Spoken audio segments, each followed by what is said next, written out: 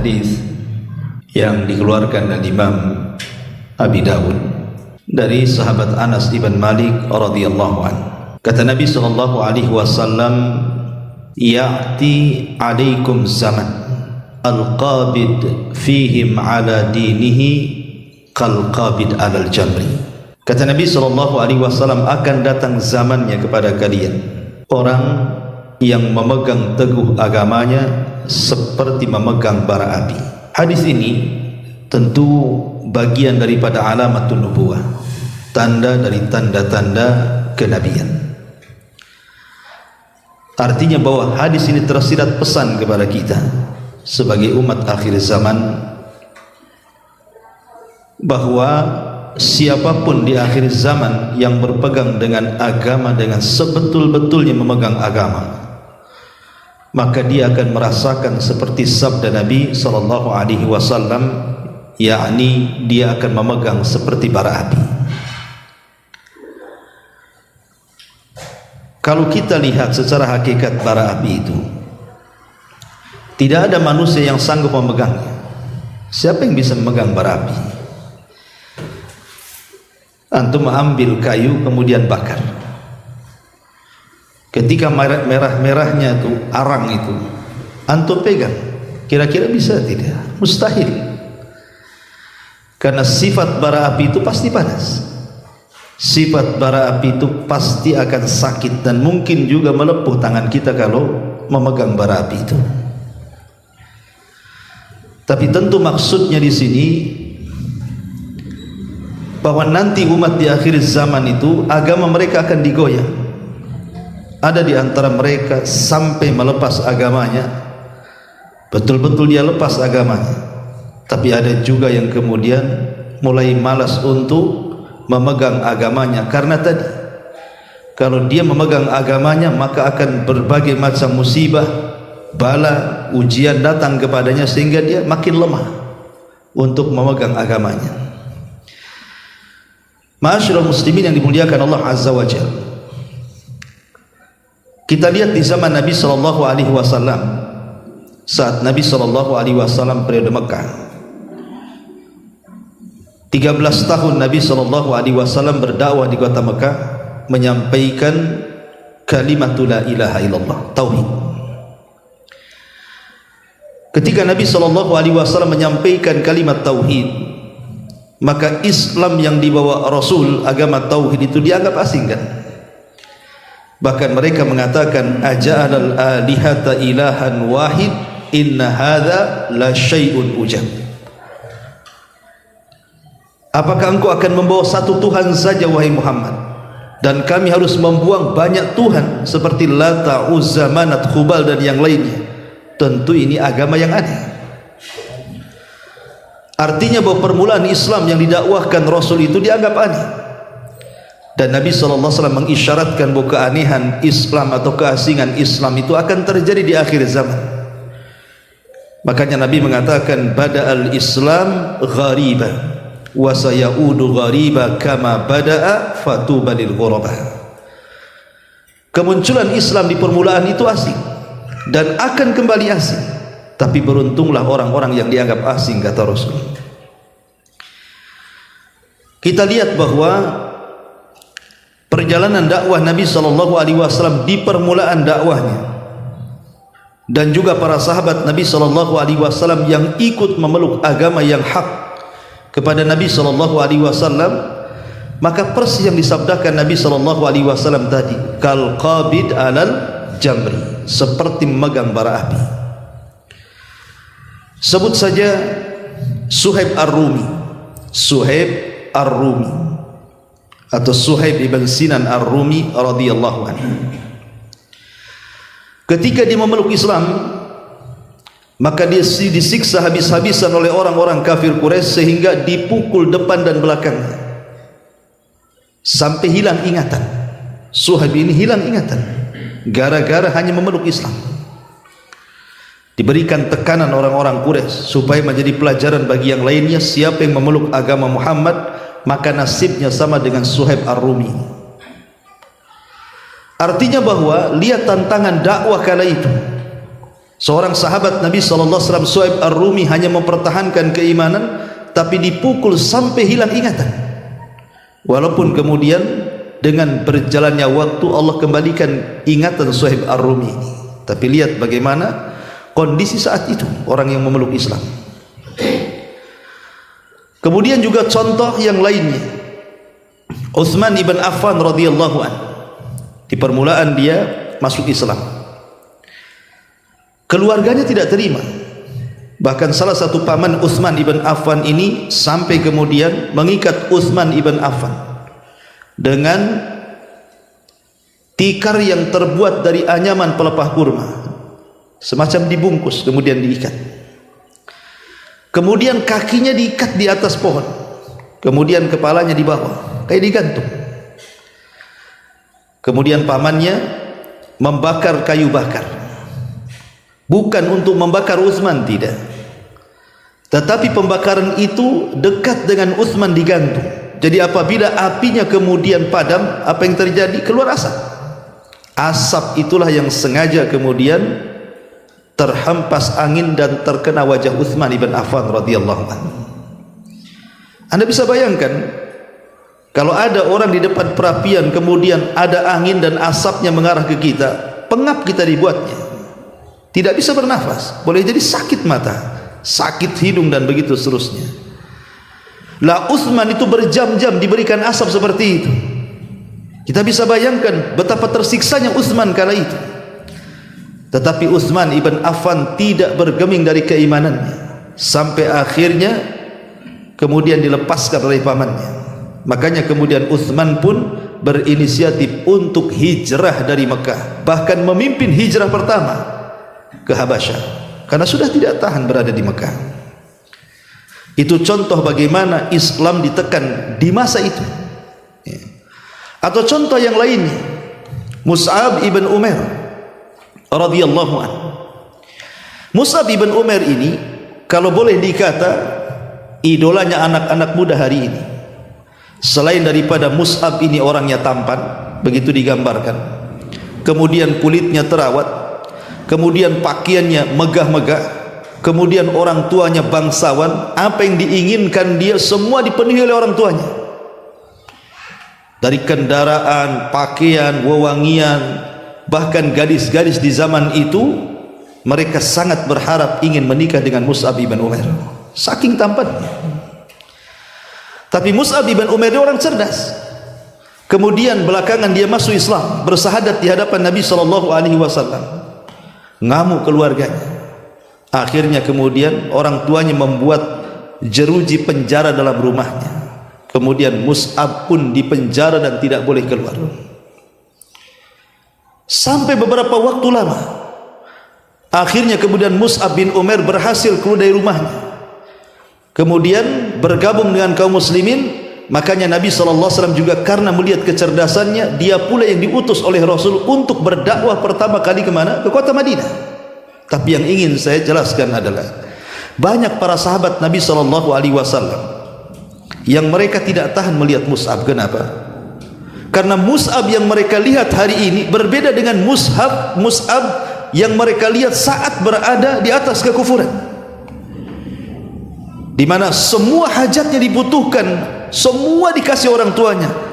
Tapi sekarang Mus'ab bukan lagi orang kaya, bahkan kulitnya sudah tidak seindah dulu, sampai dijelaskan dalam sejarah itu sampai keluar sisik seperti sisik ikan karena sudah tidak terawat lagi. Sehingga banyak para sahabat yang tidak sanggup memandang Mus'ab kecuali dengan menunduk dan menangis. Begitulah tekanan supaya Mus'ab kembali kepada kekufuran, tapi dia memiliki agama yang kokoh dan kuat sehingga dia tidak bergeming dengan sebuah kekayaan. Ini sederetan orang-orang merdeka. Dan kalau kita ceritakan betapa banyak para sahabat Nabi SAW yang mendapatkan intimidasi dan tekanan dari orang-orang Quraisy, kita lihat para budak lebih parah lagi. Sebut saja Bilal ibn Rabah radhiyallahu anhu, punya majikan namanya Umayyah ibn Khalaf. Umayyah ibn Khalaf ini orang bengis, ikhwan, orang jahat ya.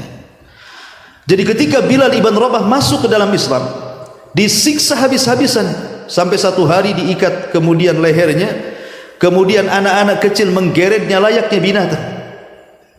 Bahkan satu hari dia diikat di pohon kurma, kemudian dicambuk dan tidak berhenti yang menyambuk kecuali kecapean. Sampai satu hari dia dibawa ke padang pasir, kemudian ditimpakan batu yang sangat besar di tengah-tengah terik matahari, sampai Bilal hanya mengatakan ahadul ahad, ahadul ahad. Tapi Bilal tidak pernah menanggalkan keislamannya.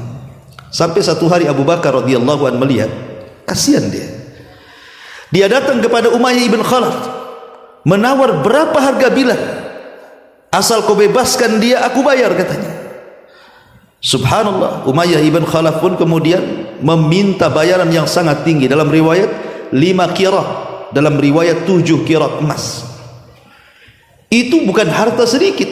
Kalau seandainya membeli budak yang lain mungkin boleh, bisa puluhan budak dia beli dengan harga segitu.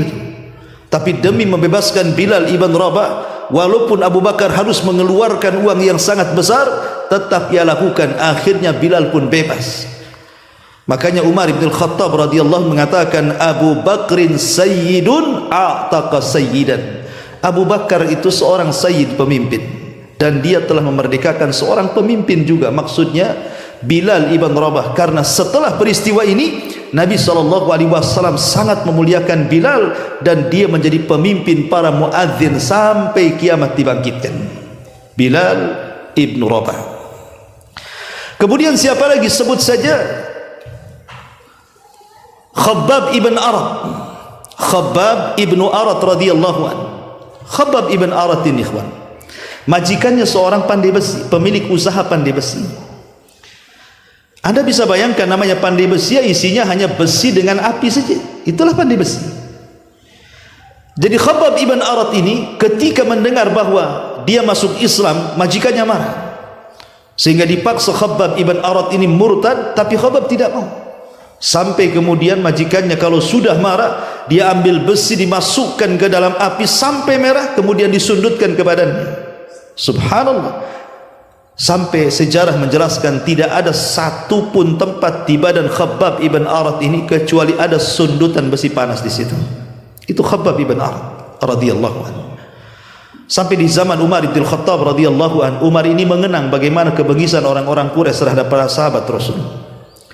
Di tengah-tengah mereka ada Khabbab ibn Arat. Kemudian Khabbab pun membuka pakaiannya. Rupanya tidak ada satu pun kulit di punggungnya, melainkan ada bekas bolong-bolong, bekas tusukan besi panas. Sampai Umar menangis. Tapi begitu sabarnya Khabbab ibn Arat kala itu, walaupun pernah Khabbab itu hampir putus asa, hampir melepaskan agamanya, sehingga ketika dia sudah tidak tahan, dia datang kepada Nabi SAW. Rasul ketika itu sedang bersandar di kiswah Ka'bah. Kemudian Khabbab mengatakan, ya Rasulullah, ala tad'u lana, ala tastaghfir lana. Rasul, tidakkah kau berdoa kepada Allah? Tidakkah kau minta pertolongan kepada Allah? Lihat, tidakkah kau iba kepada kami? Kami sudah tidak kuat disiksa oleh mereka. Mintalah kepada Allah kemenangan, agar kemenangan itu cepat kepada kita.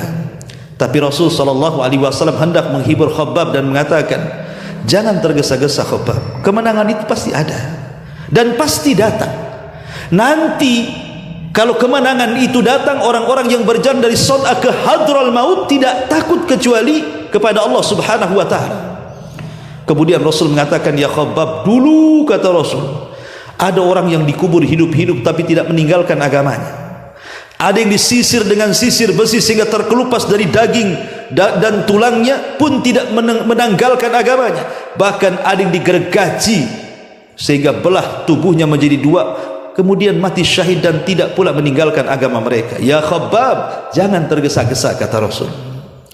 Setelah mendapatkan penjelasan Rasul, maka Khabbab semakin mantap lagi untuk memeluk Islam. Itulah Khabbab ibn Arat. Yang lebih daripada itu mungkin keluarga Ammar ibn Yasir. Ammar ibn Yasir ini adalah budak daripada Abu Jahal, Fir'aunnya umat ini. Ketika kemudian Ammar ini memeluk Islam, kemudian Islamnya ditularkan kepada ayah dan ibunya Sumayyah dan juga Yasir, dan ketahuan Abu Jahal, ditangkap tiga-tiganya. Kemudian yang dihadapkan pertama adalah Sumayyah, ibunda daripada Ammar. Kemudian dipaksa untuk murtad, tapi tidak mau dan tetap kokoh dengan akidah Islamnya. Marah Abu Jahal, diambilnya tombak, dimasukkan ke kemaluannya sampai menembus dadanya. Kemudian dia pun mati syahid. Dan itulah manusia yang mati syahid pertama dalam Islam, seorang wanita yang bernama Sumayyah, ibunda daripada Ammar ibn Yasir. Kemudian setelah Sumayyah mati syahidah, maka Abu Jahal kemudian melihat suaminya Yasir dibantai juga sampai mati. Sekarang tinggal anak kecil namanya Ammar. Abu Jahal mengatakan, ya Ammar, apakah kau akan menyusul kedua orang tuamu? Kalau engkau ingin bebas, lakukan dua perkara. Satu, caci maki Muhammad itu sesuka hatimu. Atau yang kedua, pujilah berhala-berhala kami, Lata, Uzza, Manat, Khubal, dan begitu seterusnya. Pada awalnya Ammar ibn Yasir tak mau, tapi karena dia sudah tidak tahan dengan siksaan Abu Jahal, terpaksa pula dia akhirnya menuruti perkataan Abu Jahal. Sebagaimana janji Abu Jahal, kalau dia mau mencaci maki Rasul atau memuji-muji berhala-berhalanya akan dibebaskan. Setelah kemudian itu dilakukan, Abu Jahal pun membebaskan Ammar ibn Yasir ini. Dengan sedih hati dan menangis, Ammar ini datang kepada Nabi SAW menceritakan. Tetapi Nabi SAW mengatakan, ya Ammar, kalau mereka menyuruh engkau untuk mencaci maki diriku, tambahlah cacian itu. Karena ketika itu turun surah An-Nahl, illa man ukriha wa qalbuhu mutmainnun bil iman. Tidak mengapa orang mengeluarkan kata-kata kufur kalau dalam kondisi terpaksa dan dipaksa, tapi hatinya penuh dengan keimanan. Tapi lihat bagaimana keluarga Ammar ibn Yasir, ini keluarga pertama yang mati syahid, ikhwan. Ini bagian kecil, belum lagi budak-budak wanita seperti An-Nahdiyah, kemudian Zunairah, dan banyak lagi. Kalau kita membuka sejarah orang-orang yang disiksa orang-orang Quraisy ini, luar biasa, teramat sangat banyak. Karena hampir secara keseluruhan para sahabat-sahabat, terutama yang lemah-lemah, maka mereka tidak lepas daripada tekanan ataupun intimidasi, bahkan sampai adab fisik dari orang-orang kafir kepada mereka. Dan ini tidak heran, sebelum mereka sudah ada. Lihat Ashabul Ukhdud yang disebutkan dalam surah Al-Buruj, wa ma naqamu minhum illa an yu'minu billahil azizil hamid. Tidaklah mereka diazab oleh musuh-musuhnya kecuali hanya mengucapkan kalimat Rabbunallah, Rabb kami Allah. Lah dari sini kita tahu bahwa itulah kondisi Islam di permulaan.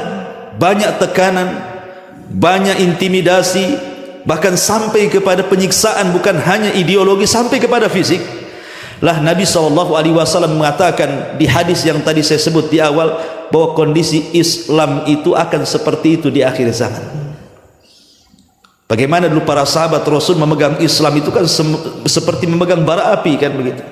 Kalau mereka pegang dengan betul-betul memegang, lihat akibatnya, disiksa. Makanya banyak para sahabat yang kemudian hijrah ke Habasyah 2 kali. Dan ketika kemudian diizinkan hijrah ke Madinah, semua sahabat hijrah ke Madinah. Kenapa? Karena mereka ingin menghindari permusuhan-permusuhan yang sengit yang dilancarkan orang-orang Quraisy kepada para sahabat Nabi SAW. Lah Rasul ingin menghabarkan ini kepada umat akhir zaman, kepada kita, bahwa umat Islam di akhir zaman sama.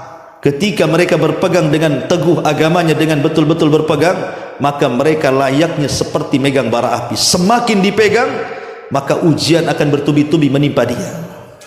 Makanya kenapa Nabi SAW sampai mengatakan, di akhir zaman itu ada yusbihu mu'minan wa yumsi kafirah, wa yumsi mu'minan wa yusbihu kafirah. Ada orang di pagi hari dia beriman, malamnya pula kufur. Ada orang yang malamnya beriman, paginya pula kufur. Kenapa? Yabi'una dinahum bi'aradin minad dunya. Karena mereka menjual agamanya dengan dunia yang sangat hina sekali.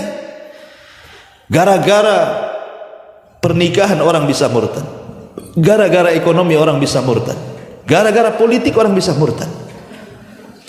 Jadi sekarang ini kalau kita lihat bahwa begitu rapuhnya umat Islam di akhir zaman itu, kenapa? Karena tadi Nabi SAW menghabarkan banyak habar kepada kita bahwa umat Islam semakin jauh dari Nabi SAW itu bukan semakin kuat, tapi semakin lemah. Satu hadis Nabi SAW yang dikeluarkan Imam Tirmidzi dari sahabat Thauban kalau tidak salah. Maula Nabi sallallahu alaihi wasallam. Kata Nabi sallallahu alaihi wasallam, yushiku an tadaa alaikum kama tatada'a al-akalatu ila qas'atiha. Hampir-hampir kalian dikepung oleh musuh-musuh kalian seperti orang lapar yang mengerubungi satu nampan yang penuh dengan makanan. Sahabat bertanya kepada Nabi sallallahu alaihi wasallam, ya Rasulullah, amin qillatin nahnu yauma idzin. Rasul, apakah memang jumlah kami sedikit kala itu sehingga musuh-musuh kita mengepung kita dari berbagai macam arah? Kata Nabi sallallahu alaihi wasallam, bal antum yauma idzin katsirun. Bahkan kalian pada hari itu mayoritas, bukan minoritas. Tapi kenapa kemudian yang mayoritas dikepung pula oleh orang-orang yang minoritas? Harusnya secara logika yang mayoritas itulah yang mengepung minoritas. Tapi di akhir zaman terbalik. Justru yang mayoritas dikepung minoritas. Kemudian Nabi SAW menggambarkan bagaimana bisa terjadi, karena kondisi kalian, kata Rasul, kagutha'is sail, seperti buih yang ada di lautan. Lihat buih itu, walaupun banyak tidak ada gunanya. Ya. Kemudian Nabi SAW menjelaskan lagi, kata Nabi SAW, wala yanzi'anna fi qulubi aduwikumul mahabata minkum. Allah akan cabut perasaan takut musuh-musuh kalian kepada kalian. Allah akan cabut perasaan takut musuh-musuh kalian kepada kalian. Wala yaqdhifannallah fi sudurikumul wahn. Tetapi Allah akan tanamkan pada hati-hati kalian penyakit al-wahn. Wahn itu bahasa Arab, bahasa kitanya lemah, kelemahan. Kenapa bisa lemah? Kemudian Rasul memberikan alasan, karena kalian hubbud dunya wa karahiyatul maut, terlampau cinta dengan dunia yang berakibat dengan takut akan kematian. Disitulah kelemahan kalian. Lemah dengan dua perkara ini menjadi lemah agama kalian, iman kalian lemah, kata Rasul. Dulu ikhwan, dulu di zaman Nabi SAW, kenapa Islam selalu menang dalam setiap peperangan? Karena di mata para sahabat Nabi SAW, ketika mereka sudah keluar berjihad, kalau bisa mereka tidak pulang lagi, alias mati syahid. Itulah kunci kemenangan yang dikatakan Khalid ibn Walid ketika berdialog dengan orang-orang Romawi. Apa kata Khalid? Nahnu qaumun nuhibbul mauta kama tuhibbul hayat. Kami ini sebuah kaum yang cinta dengan kematian sebagaimana kalian cinta dengan kehidupan. Kalau ada sebuah pasukan, niat mereka ingin mati dan tidak ingin hidup, niat mereka ingin masuk ke dalam jihad dan tidak ingin kembali, siapa yang akan melawan orang-orang yang siap mati? Tidak ada yang bisa melawan. Orang ini siap mati semua. Sementara orang-orang kafir itu tidak siap dengan kematian, mereka ingin hidup. Makanya dalam setiap peperangan di zaman itu hampir tidak terkalahkan. Tidak terkalahkan kaum muslimin apabila perang. Kenapa? Karena jiwa raga mereka sudah diserahkan kepada Allah. Mereka sudah cinta dengan syahid dan kematian. Karena di saat itu kecintaan dunia tidak ada, yang ada kecintaan kepada akhirat. Dan takut mati tidak ada, yang ada ingin mati. Ketika hati mereka terpaut dengan akhirat, sehingga mereka ingin mati syahid dan ingin cepat kembali menghadap Allah Subhanahu wa taala, itulah modal yang paling besar kemenangan Islam di zaman itu. Makanya kemudian Islam itu tidak pernah lemah di zaman itu, kuat. Kenapa? Karena dua perkara ini tidak ada, cinta dunia dan takut mati. Tapi Nabi SAW mengatakan umat di akhir zaman akan berhadapan dengan musuh yang sudah tidak punya rasa takut dengan kalian. Jadi musuh-musuh Islam itu sudah nggak takut dengan umat Islam lagi. Kenapa? Karena umat Islam sudah tidak seperti umat Islam dahulu, yang mereka ingin berhubungan dengan Allah, ingin mati kalau bisa perang gak kembali. Sekarang tidak ada lagi. Yang ada hanya kelemahan, dicintakan dengan dunia dan takut kematian. Makanya musuh-musuh itu akan mudah mengepung kalian dari berbagai macam arah. Itulah nasib Islam di akhir zaman, kata Rasul. Walaupun mereka banyak, tetapi kondisi mereka seperti buih, tidak berguna. Ma'asyiral muslimin yang dimuliakan Allah Subhanahu wa taala, kalau sebut saja hubbud dunia, cinta dunia, yang terbayang pada kita kalau sudah cerita dunia apa? Harta. Apalagi Kalau kita cerita dunia, pasti yang terbayang pertama adalah harta. Pengen punya rumah bagus, pengen punya kendaraan mewah, pengen punya tanah luas, pengen punya uang banyak, pengen punya usaha yang maju. Itulah dunia, ya. Sebenarnya dunia itu tidak dilarang untuk mengambilnya. Tidak ada masalah kita ini mencari dunia. Seperti antum yang rumahnya jauh, kemudian datang ke pengajian ini, antum punya rumah, punya mobil gitu. Mendingan mana, jalan kaki ke sini atau naik mobil? Ya naik mobil lah, tidak mungkin jalan kaki. Apalagi dari Batam Center ke sini, apa nggak pengkor? Ya. Artinya kan boleh kita pakai mobil ke pengajian, pakai motor ke pengajian, naik taksi ke pengajian, daripada jalan kaki sampai sini udah buyar pengajian. Dunia ini boleh hanya untuk melengkapi hidup saja. Selama dunia ini hanya untuk melengkapi hidup, untuk perjalanan kita ke akhirat, tidak tercela dunia ini. Dunia ini menjadi tercela ketika kemudian tidak diletakkan di tangan, tetapi diletakkan dalam hati. Kalau mobil sudah diletakkan di hati, rumah diletakkan di hati, uang diletakkan di hati, tanah-tanah yang luas antum beli diletakkan di hati, itulah yang dicela dalam Islam. Karena ketika kemudian dunia itu diletakkan di hati, maka dia akan berangan-angan kalau bisa jangan cepat mati. Kalau bisa 100 tahun lagi lah, best lah usianya. Kalau bisa sampai 200 tahun, bagus, jangan mati dulu, kan gitu. Kenapa? Masa saya baru sukses dari muda, sudah tua, sekarang sudah kaya, masa saya mati? Kan itu. Kalau bisa ditambah lagi umurnya, kan begitu. Itu kalau cinta dunia sudah masuk ke dalam hati seperti itu, dia tidak akan ingin mati. Kalau bisa ingin panjang usianya. Itulah yang dikatakan Rasul, hubbud dunya wa karahiyatul maut. Kalau orang kalau sudah cinta dunia, pasti tidak mau mati. Gimana mau mati?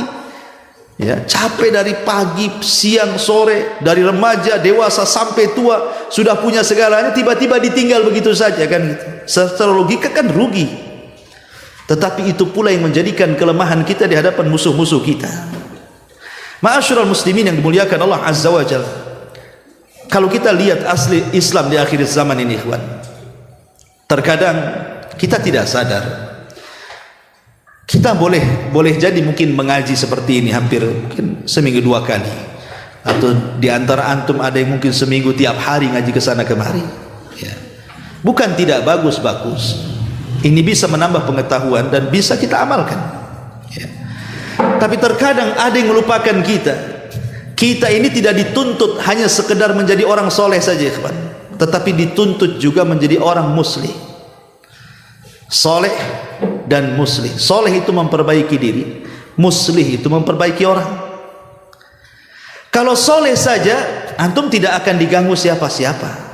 Coba antum sholat ya untuk sendiri, puasa untuk sendiri, ngaji untuk sendiri, baca Quran untuk sendiri, zikir untuk sendiri. Siapa yang ganggu antum? Nggak ada. Antum nggak akan diganggu. Coba aja. Tapi kalau antum sudah mulai muslih, menasihati orang, tetangga tak sholat antum tegur, kenapa kau tak sholat? Tetangga mabuk antum tegur, ketika tetangga menyelisih sunnah antum tegur, ketika tetangga melakukan kesyirikan antum nasihati. Di situ muncul permusuhan. Kalau kita sholat dalam rumah, puasa dalam rumah sendirian, nggak ada yang ganggu. Tapi ketika kita sudah menjadi muslih, berusaha memperbaiki orang, disinilah gangguan-gangguan akan terjadi. Disitulah perlu kesabaran, seperti kita memegang bara api. Tapi kita harus lakukan. Tidak mungkin ada kemungkaran depan mata kita diamkan. Pasti kita ingkari lah, kan gitu. Masalahnya ikhwatu fiddin muliakan Allah Azza wa Jalla, musuh-musuh Islam ini teramat sangat kuat, terutama di zaman akhir seperti ini. Karena hampir semua bidang yang harusnya umat Islam miliki sudah diambil sepenuhnya oleh musuh-musuh kita. Apa itu? Kalau boleh 3 atau 4 bidang coba. Pertama, perpolitikan, atau disebut dalam bahasa Arabnya as-siyasah. Kemudian yang kedua, ekonomi, atau dalam bahasa Arab disebut al-iqtisadiyah. Kemudian yang ketiga, budaya. Ya. Kemudian yang keempat, dunia kemiliteran. Ini 4 perkara ini kalau sudah dipegang oleh musuh, habis kita. Kita rinci sedikit. Pertama, perpolitikan. Sekarang dunia Islam, negara Islam atau negara yang mayoritas Islam, acuan politiknya kemana? Apakah ke Islam atau ke Barat? Ke Barat. Sistem pemilihan kepemimpinan di negara-negara Islam, mau tidak mau sekarang harus mengikut ke Barat kan? Karena sudah menggunakan sistem demokrasi kan? Ya. Dan mereka menganggap itu sistem yang paling baik, padahal tidak ada yang lebih baik melebihi hukum Allah subhanahu wa ta'ala. Tapi sistem itu sudah berlaku di negara kita, bahkan di negara manapun. Seolah-olah sistem Barat lebih baik dibandingkan sistem Islam. Ya. Yang kedua, al-iqtisadiyah, ekonomi. Siapa yang pegang ekonomi sekarang? Umat Islam? Tidak juga. Padahal siapapun yang memegang ekonomi, dia bisa menentukan harga. Kalau orang megang ekonomi, dia bisa menentukan harga, artinya bisa mengatur pasar. Kalau sebuah negara kuat ekonominya, dia bisa mengatur negara-negara lemah kan? Dengan memberikan bantuan, memberikan macam-macam, dengan syarat mereka harus tunduk dan patuh kepada negara yang membantunya. Dan itu sudah terjadi. Ketika ekonomi kita lemah, dicengkram ekonomi yang kuat dari orang-orang kafir, maka kita seperti apa? Ya aturan-aturan main ikut mereka masalahnya. Kemudian budaya dibesar-besarkan, walaupun budaya itu jelas ada unsur kesyirikannya, ada unsur maksiatnya, dibiarkan. Harusnya itu kan ditata dengan rapi. Mana budaya-budaya yang sesuai dengan Islam, mana budaya-budaya yang tidak sesuai dengan Islam, harusnya kan dipilah-pilah tuh. Tapi tidak diangkat tinggi-tinggi. Walaupun dalam budaya itu ada kesyirikan, ada bid'ah, ada maksiat dan macam-macam. Kemudian dunia kemiliteran. Dulu Barat itu di masa kegelapan, mereka belajar kepada umat Islam yang ada di Andalusia. Mereka belajar kepada umat Islam yang ada di Turki Utsmani. Mereka belajar kepada umat Islam yang ada di Baghdad. Itu orang-orang Amerika dulu, zaman kegelapan. Tapi setelah kemudian mereka cerdas, belajar kepada umat Islam, mereka balik ke negaranya, maka mereka coba kemudian mengamalkan ilmu mereka dengan mengembangkan pengetahuan, dan akhirnya kita lihat Barat itu, mereka sanggup menciptakan berbagai macam senjata yang umat Islam tidak punya. Umat Islam hanya bisa membeli kan sekarang, bukan membuat, membeli. Ya. Apapun yang mereka jual dengan harga apapun pasti dibeli, karena kita tidak seperti mereka. Artinya sudah terbalik-balik gitu dunia. Ya. Lah dari 4 unsur ini saja, disinilah letak lemahnya umat Islam. Kalau perpolitikan dipegang oleh orang-orang mereka, kemudian ekonomi dipegang oleh mereka, budaya dipegang oleh mereka, kemudian kemiliteran juga dipegang oleh mereka, lalu apa yang tersisa bagi kita? Tidak ada. Ya, kita menjadi lemah. Lebih daripada itu, orang-orang kafir itu, kenapa mereka berusaha untuk menghancurkan Islam secara halus? Tadi saya katakan, kalau mau perang dengan umat Islam, boleh jadi mereka akan menemukan umat Islam itu umat yang berani mati, yang kalau dia tidak ingin kembali, dan itu sukar untuk dilawan, sehingga mereka kemudian menghancurkan Islam secara halus. Dengan cara apa? Satu, ifsadul akhlak. Bagaimana merusak akhlak Islam ini? Bagaimana dirusak akhlaknya? Coba bayangkan, dirusak akhlaknya. Kalau orang-orang Yahudi ataupun Nasrani, kita katakan sudah lama rusak akhlaknya. Kenapa? Karena kitab-kitab rujukan mereka, Taurat dan Injil, memang sudah dirubah oleh tangan-tangan mereka. Sudah bukan firman Allah lagi, bahkan sudah tercampur dengan firman-firman manusia kan, ucapan-ucapan manusia, sudah tidak asli lagi. Sehingga akhlaknya Yahudi Nasrani itu sudah lama kacau, karena kitab rujukannya pun sudah tidak asli lagi, sudah tidak lagi, keotentikannya sudah nggak ada gitu ya. Tapi umat Islam ini, Al-Quran masih tetap dijaga oleh Allah subhanahu wa ta'ala sebagaimana turunnya sampai hari ini, tidak ada perubahan, sehingga masih bisa dijadikan acuan. Sehingga kemudian orang-orang di luar daripada Islam itu berusaha apa? Menjauhkan umat Islam dari Islam, walaupun mereka tidak meninggalkan Islam. Tujuan mereka itu, sebagian mereka tidak apa-apa, umat Islam tidak harus jadi Yahudi, tidak harus jadi Nasrani, tidak harus jadi agama-agama yang lain, tidak perlu, biarkan mereka di atas keislamannya, tapi rusak akhlaknya, dirusak mulai akhlaknya. Ya, Islam gitu ya, tapi mabok gitu ya. Islam banyak duitnya tapi tak zakat. Islam banyak duitnya, dia maulah jalan ke sana sini ke negeri-negeri mana tapi tak mau pula naik haji dia. Ya. Islam ya, tapi bertato di mana-mana. Biarkan mereka Islam. Ya. Yang penting Islam tapi akhlaknya dihilangkan. Kemudian yang kedua, takhtitul fikri, mereka mulai menghancurkan keyakinan. Jadi bagaimana umat Islam itu dihancurkan keyakinan kepada agamanya sendiri, sehingga mereka dijauhkan mempelajari siapa Tuhannya, siapa nabinya, apa agamanya. Yang penting Islam tertulis di KTP saja. Bahasanya Islam KTP cukuplah kan. Kemudian tentu ketika mereka hendak menghancurkan sesuatu, mereka akan menawarkan yang lain. Ketika akidah umat Islam sudah mulai roboh, maka datanglah penawaran dari mereka. Ini ajaran bagus, liberalisme, mau tidak? Ini ajaran bagus, sekularisme, mau tidak? Ini ajaran bagus, ajaran PKI dan yang lainnya, ya. Mau tidak? Ditawarkan tuh. Ya.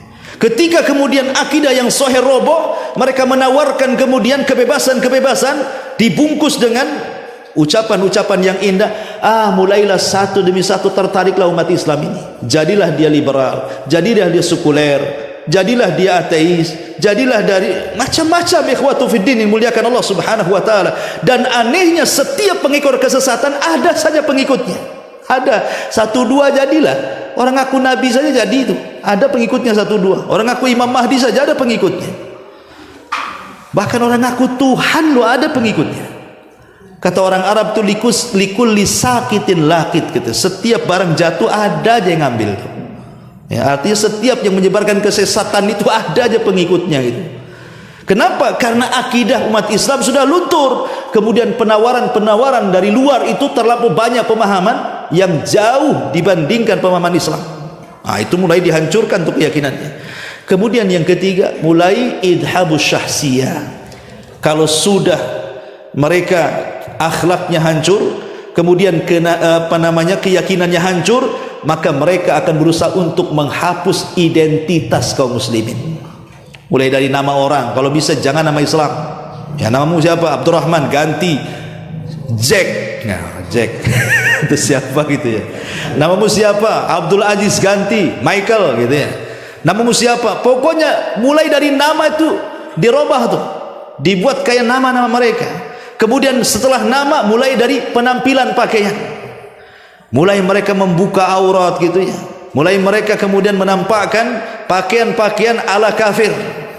Mulai itu persis seperti sabda Nabi SAW, la tattabi'anna sanana man kana qablakum shibran bi shibrin wa dhira'an bi dhira'in hatta law dakhulu juhra dhabbin la dakhaltum. Kalian akan mengikuti tata cara umat sebelum kalian, maksudnya Yahudi dan Nasrani. Awalnya sejengkal, kemudian sehasta, kemudian sedepak, kemudian bisa saja sekilo tuh. Sampai kalau seandainya ada lubang biawak yang berliku-liku dalam tanah itu, kalian pasti akan ikut di belakangnya, kata Rasul. Dan itu sudah terjadi. Dimulai identitasnya dihilangkan kan.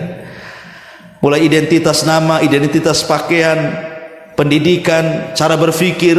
Dan kalau seperti itu, lasnya apa ikhwan? Al-wala, pasti akan meletakkan loyalitas kepada orang kafir. Ujungnya kan seperti itu. Kalau sudah akhlaknya rusak, keyakinannya rusak, identitas Islam hilang, maka yang tersisa apa? Al-wala bil kuffar, pasti akan menanamkan loyalitas kepada orang kafir. Kalau sudah begitu hancur Islam, ya. Lah inilah kondisi-kondisi di akhir zaman seperti ini, ikhwan, yang disabdakan Nabi SAW. Kalau kita tidak sabar terus mempelajari agama yang benar sesuai dengan Al-Quran dan Sunnah ala fahmi salaful ummah ini, maka kita akan habis tergerus. Maka tanamkan kepada anak-anak kita ini akidah yang benar. Karena tantangan dakwah anak-anak kita ke depan berbeda dengan tantangan dakwah hari ini yang kita hadapi. Tentu akan lebih dahsyat lagi kan begitu. Karena Rasul yang mengatakan sayati alaikum zaman walladzi ba'dahu syarru minhu, akan datang zamannya di mana setelahnya jauh lebih buruk daripada sebelumnya.